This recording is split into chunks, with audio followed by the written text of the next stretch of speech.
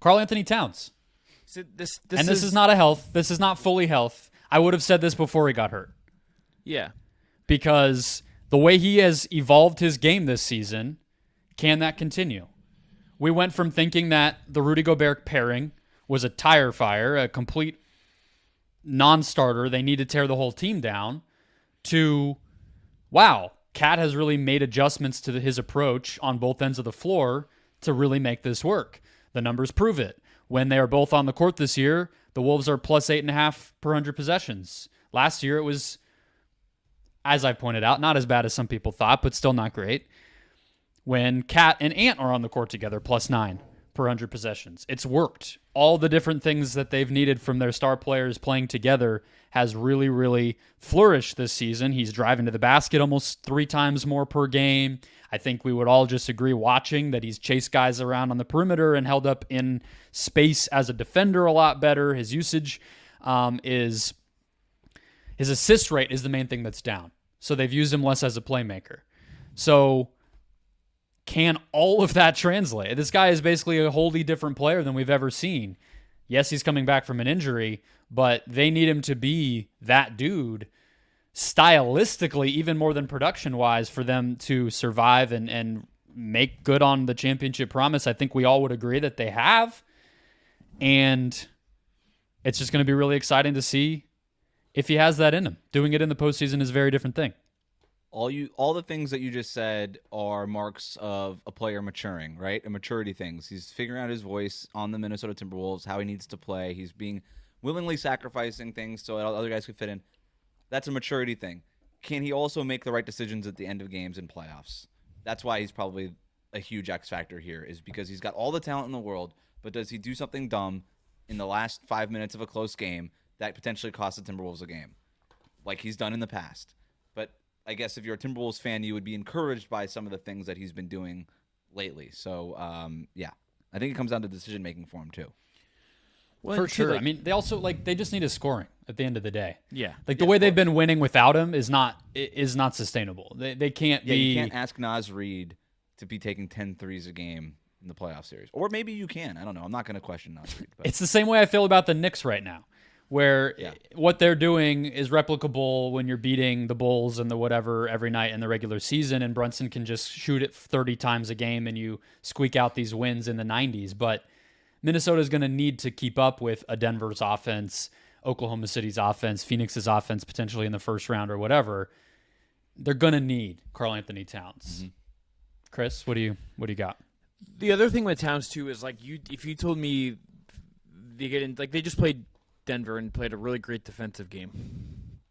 But do I believe that in a playoff series against a team like that they would need to beat the Western Conference Finals, that they could do that 4 times? I don't know if as good as their defense is, I just believe that. I think, to your point, it's all about the offense Towns provides. That's why you could have fan-casted them trading him last offseason just to get out ahead of it and say, we kind of understand that this doesn't totally work. We're not going to give it time. I think part of the reason you're patient with him, even with the money, even with just kind of some of his limitations, is really just about the fact that you need his offense, you need his shooting, and he's going to be a pressure release for Ant, right? Just having that kind of floor spacer and scoring threat on the floor for Ant in a playoff series when the game gets into half court and gets bogged down, even if it's not always going to be the prettiest thing, that's valuable for Anthony Edwards as he's going through it as this version of himself for the first time. That's going to be really, really important. He also just gives them at least someone who has at least been around some of these moments before, and that team is still, I think, in different ways kind of growing into this. It's kind of an interesting mix of guys among their core as they go through this. Ant and Jalen McDaniels haven't exactly been through this. Gobert's had some big playoff disappointments when he was with Utah, which is why he's in Minnesota now. Towns has had, I guess the play-in thing with Pat Bev jumping on the scores table is his big moment, but he's at least played in some of this before.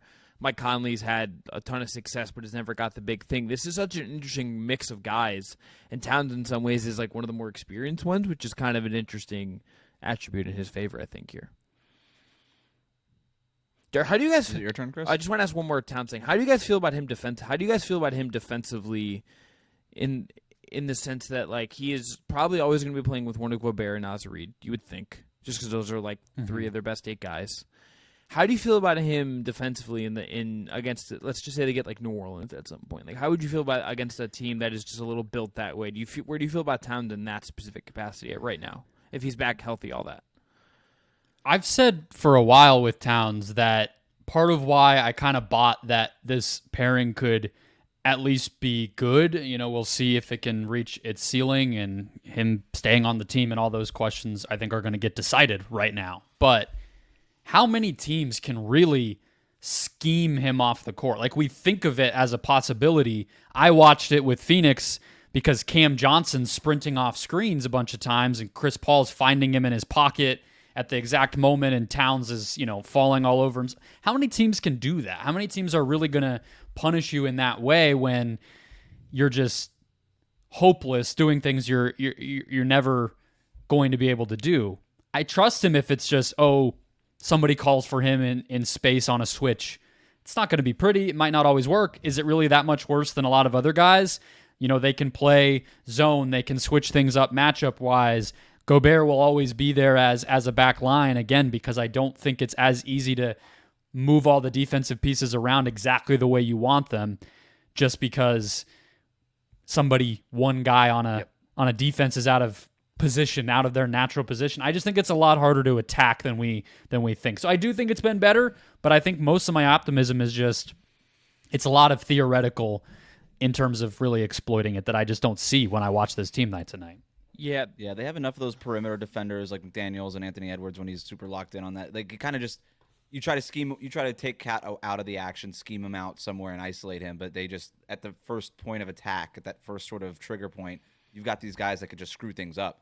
And so he ends up they end up covering up for him in a very meaningful way. And the other part of that too is if you're an offense spending 15 seconds of the shot clock trying to isolate Karl-Anthony Towns, I think the Timberwolves would love that.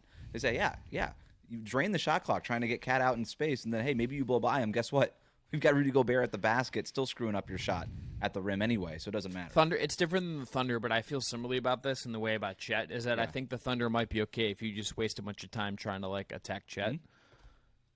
Like, there is something to that, yes, there are these weak points, but also you're wasting time and not really doing, you get out of rhythm.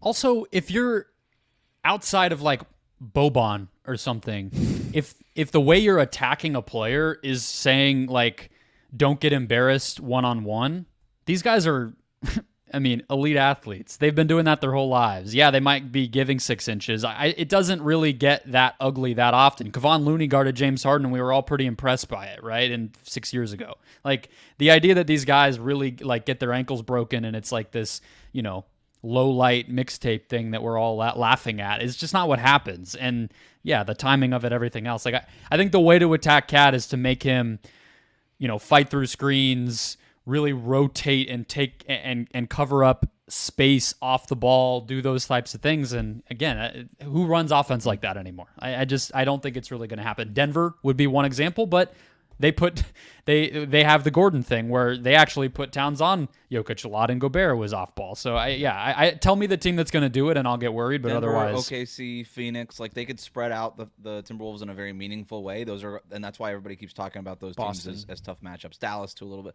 Yeah, if they get to the finals, sure.